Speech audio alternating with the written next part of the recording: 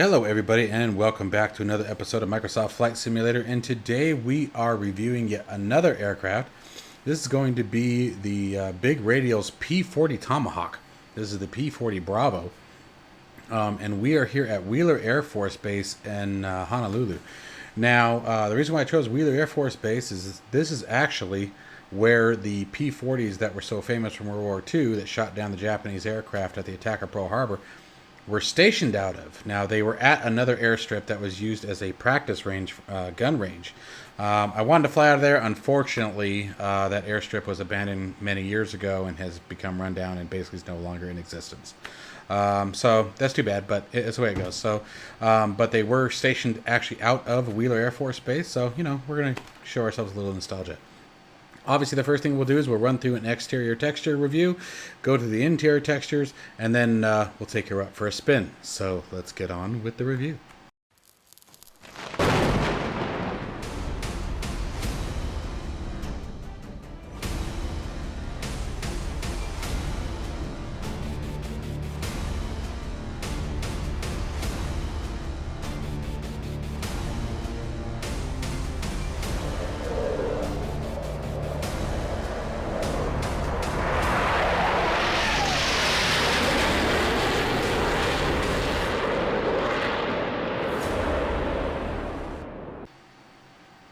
So first thing right out of the gate, the external textures I think are absolutely fabulous. I really have no major complaints here. The weathering on the aircraft and the show of age is very, very well done. Everything from the wear and tear on the leading edge of the aircraft or the leading edge of the wings going all the way around here. You can see the weathering on the numbers and the emblem, the exhaust stains on the side of the fuselage, the nose cones torn up. She's really showing her age here. Okay, now that we get a closer look at the wing, it's actually significantly more pronounced than what I thought. So this is pretty impressive. This is very well done. If I were to pick a gripe, it's a very common one, but I would say it's the wheel hubs and the control arms for the landing gear. They have a little bit of that Lego look to them, but really not bad. It's sort of in between.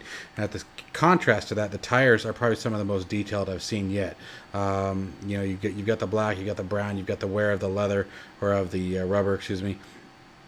The wheel chocks, I did not put that as how the aircraft starts, so obviously it's part of the aircraft, so I'm pretty impressed by that. So yeah, really not really many things to complain about with the external textures. I think it's absolutely beautifully done.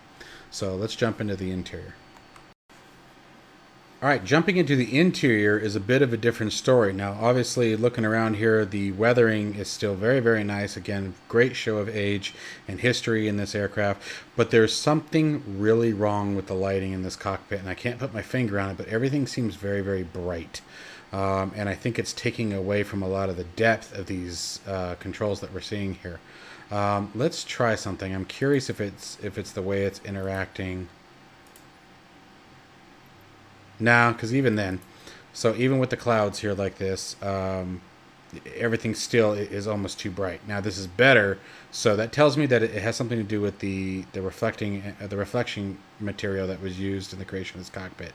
Because again, you look up on top here, and just everything's very, very bright, very, very reflective, and almost too pronounced. Makes the switches look almost fake. And I think if they just dull some of this down, like everything is just so shiny, and I don't think it should be. If they were to flatten some of these textures out a bit, I think this thing would absolutely look beautiful. So I would say the interior textures need some work, in my personal opinion. But that's not to discredit anything. At the same token, again, it's very clear a lot of work and a lot of time and effort was put into this. So hats off there. All right, so next let's go ahead and get into the taxi and takeoff of this aircraft and take her up for a spin. For today's flight, I'm just going to use the auto start here, so let's go ahead and see how it sounds.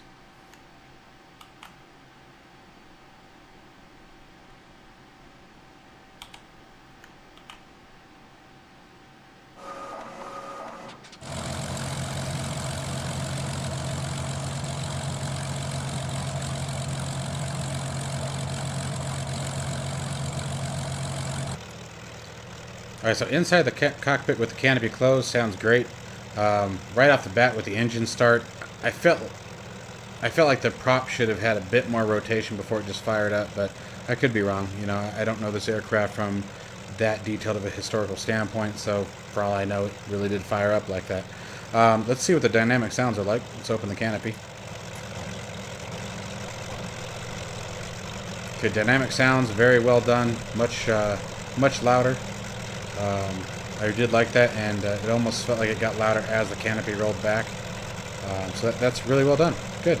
No complaints here. I think it's fantastic, so let's start setting up for takeoff. For takeoff, we're going to trim up about 5 degrees here. 4.5. It's what I found to be the sweet spot with most. I found that to be the sweet spot with Corsair and the Spitfire, so I'm just sticking with it here. And then, let's see here, it's going to be, we want right rudder. And again, about 4 degrees, 4 to 5 degrees. All right.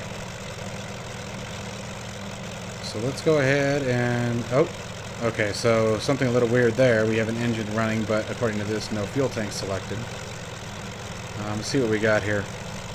On gauges, looks like landing gear indicators, flaps indicators, fuel gauge, 50% fuel on board, airspeed, miles per hour, clock. I don't know what that one is.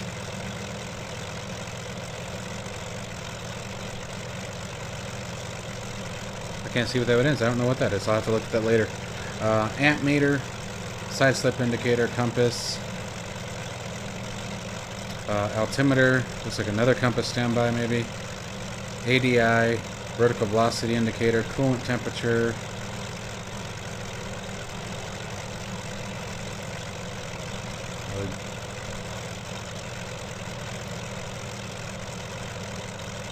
carburetor temperature, manifold pressure, oil pressure, I would imagine oil temp,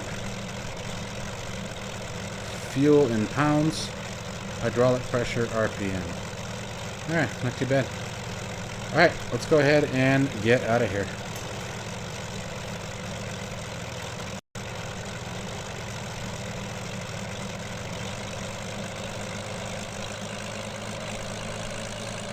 Oh.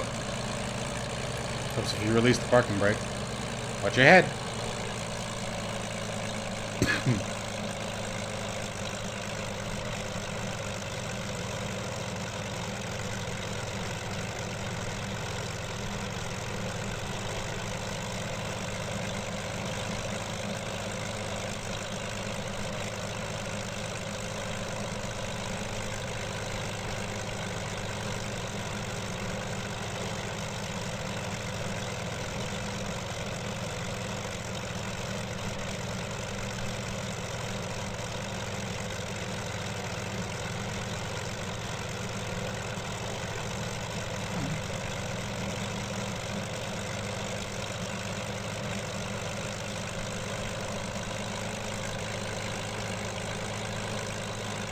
Go ahead and close that canopy.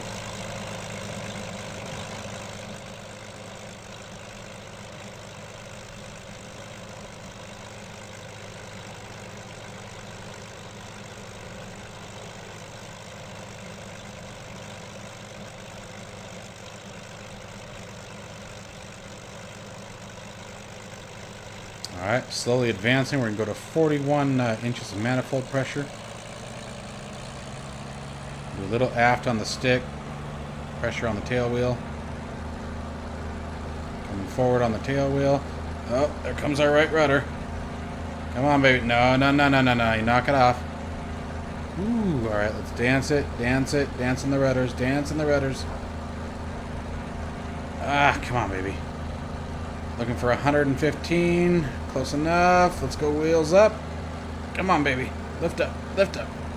Alright, gear coming up. Start trimming nose high.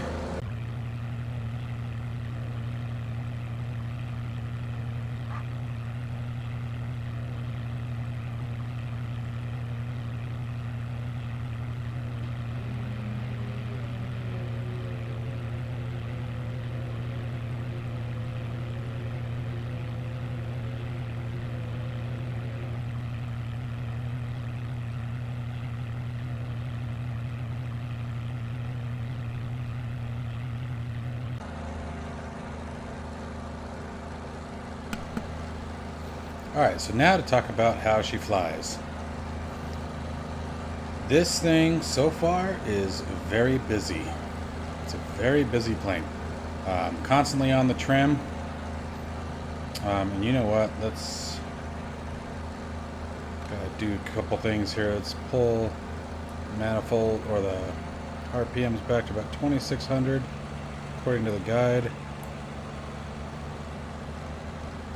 And we want about 3300. I really need to get some controls mapped here.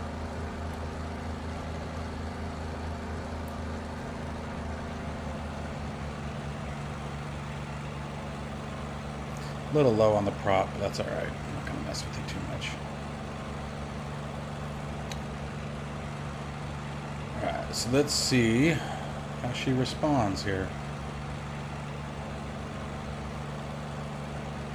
So trimming. This is hands-free controls.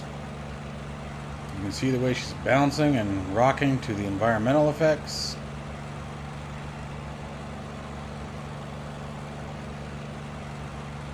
Rudder input only. Seems to have a pretty decent flight model. Let's back this out a little bit. There we go.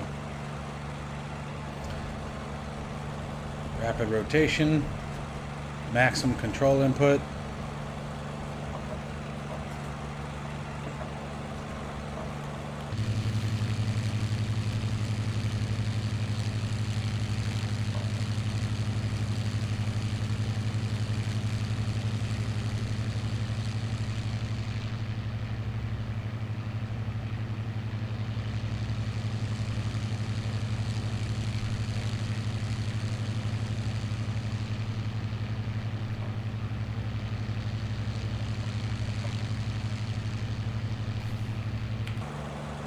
So not too bad at all. Not too bad. So definitely a lot of fun to fly. Again, very busy. You're going to be on the controls a lot.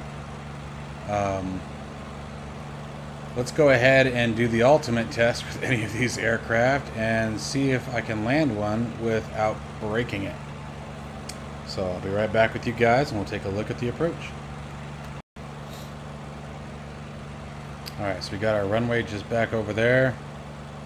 Start pulling the power off, see what it takes to slow one of these things down.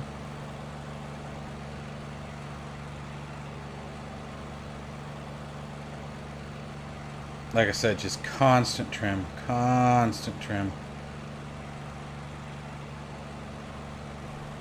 Let's get that prop back up to full.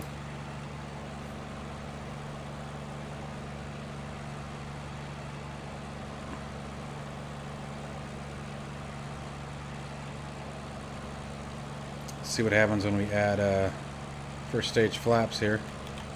Oops. There we go.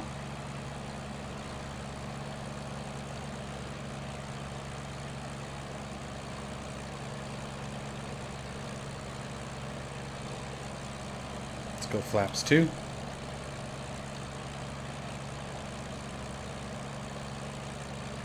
Slowing pretty fast.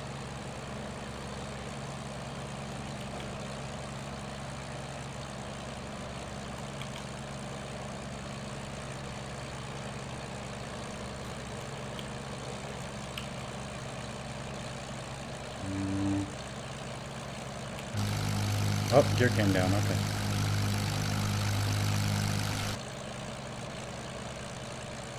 Alright, so we're at 100 miles an hour, descending pretty quick. I'm going to add some power back on. Again, tons of trim. Really having to bring that nose up at slower speeds.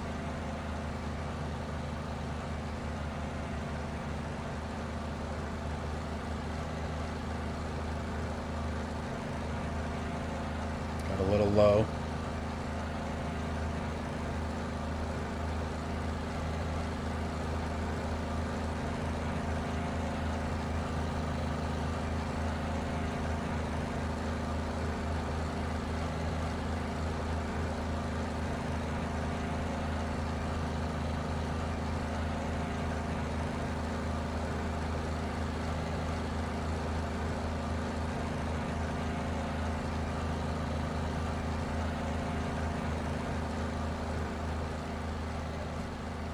gosh. That trim just changes so fast.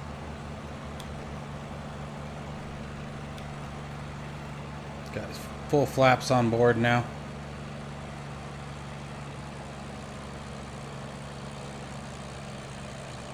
Power at idle since we're cooking. Oh, let's bring it back up a bit. Come on, baby. Oof. Come on, honey. Ooh, not good. Not good. I have like no control here. I think she just got way too slow. Alright, we're going to go around. That was a terrible approach.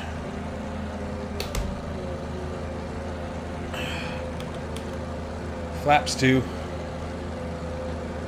Ooh, that was scary. I wasn't sure we were going to come out of that one.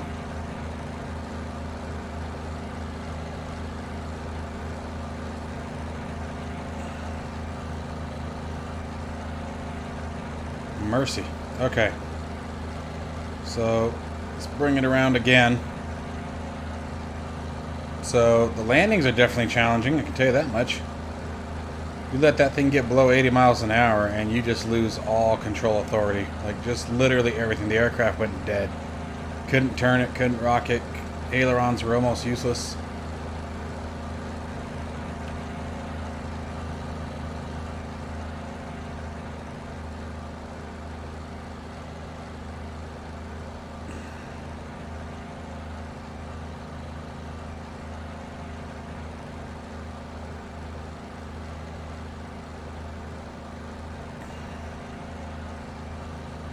Definitely, I think, the toughest of the Warbirds that I've flown yet.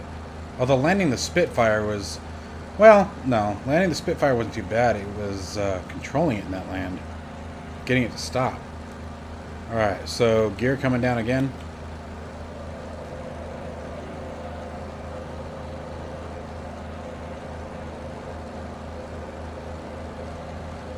And that definitely puts a ton of drag on the aircraft. I'm going to go with just flaps 3 on this. Oh, wrong direction. Alright, so we're at flaps 3 now.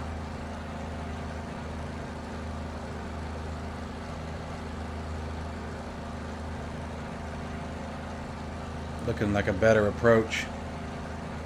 That last one was pretty rough. And then you can see the wind just kicking us around, man. Making it really difficult. Come on, baby.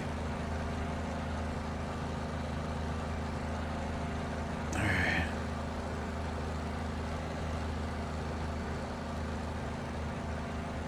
Flaps full.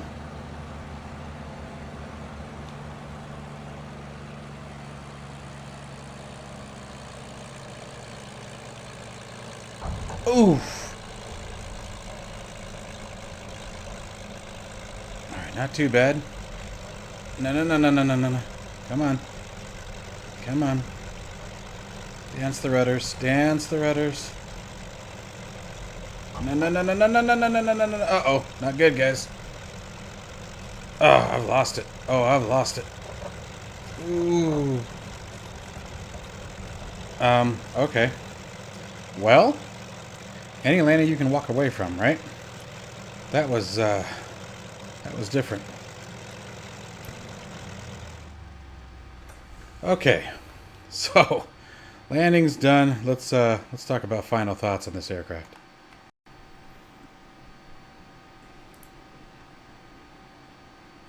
All right, so final thoughts here. This aircraft is extremely challenging.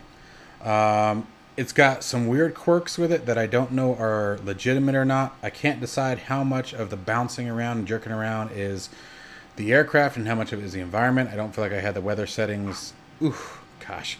How much of that was the weather settings and how much of that is just maybe some finer or some refinement that's needed in some of the aircraft controls. I did actually like the way the aircraft spun out here in just a second. I think that's probably fairly realistic. I kicked that left rudder hard over. And it makes me wonder if, sort of like you can do, jackknife a trailer, I'm sort of wondering if that's what I did with the tail wheel. Doesn't really show it here, but it sort of makes me wonder if maybe that was something that was simulated there, because I don't think it should have gone quite as dramatic as it did here. That was kind of weird. And again, so I don't know how much of this is things that need to be adjusted on the aircraft portion. Now, let's talk about the price. The price is 27 and change US dollars. I think it's worth it. I really do, especially if they continue to update it, which I'm sure they're planning to. The minor graphical issues that I had inside the cockpit, don't mind the wheels still turning. It's because of the recording software that I'm using. If I, for example, turn that off, there we go. Just stop the aircraft here. There's the replay software, sorry. I do like that. Engine's off, wheel checks automatically apply. That's kind of cool. Never mind that, I'm in the middle of the field. We won't talk about that. But I absolutely think it's worth it. I think you guys are going to have a great time with it. If you've enjoyed the Spitfire, if you've enjoyed the Corsair, I absolutely think that this is an aircraft that you would enjoy. It's a lot of fun. Like I said, I still think my preference, honestly, if you guys want my comparison of the three, the Corsair is still my favorite. It still wins it for me. But I don't know how much of that is because it was always one of my favorites as a kid, and how much of that is because it's genuinely a better aircraft. I really don't know.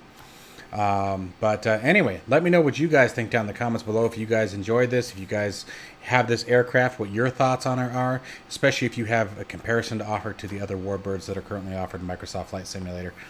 And as always, guys, have a wonderful weekend. Stay safe, stay healthy, and I will see you guys in the next one.